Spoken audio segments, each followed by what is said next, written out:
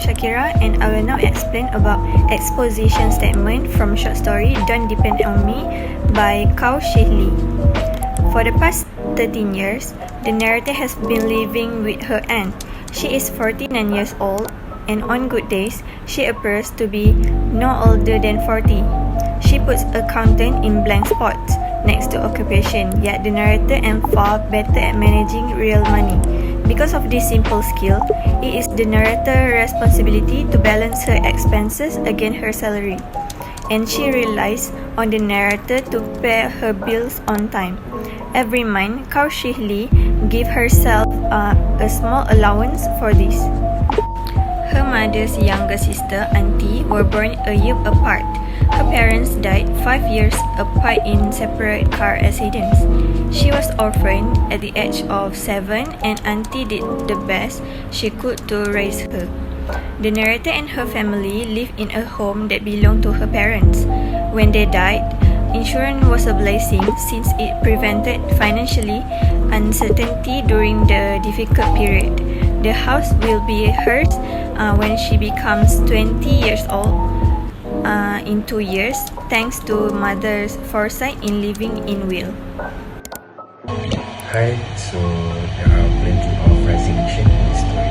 First, he's been trying to persuade Auntie to let the man on a motorcycle to tidy the garden for a long time.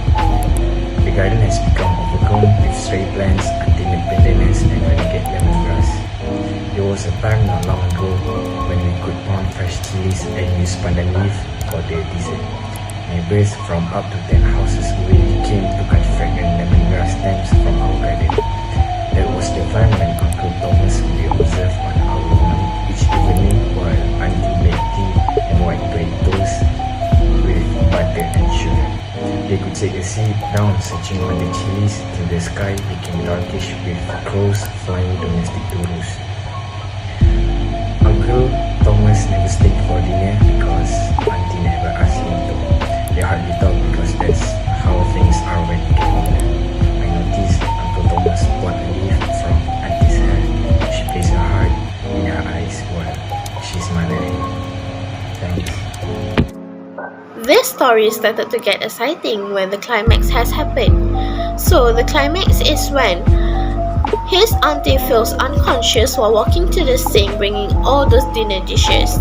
And after that, they decided to bring her to the hospital for a checkup. And the result is, she has a tiny clot grown in her many arteries and it had blocked the free passages of the blood to a part of his auntie's brain. And from that cause is, his auntie has lost her left side and her speech, so she can't talk and she can't see well. And after that, she has stayed totally silent for 5 months. After that, she have also recovered and she started to speak.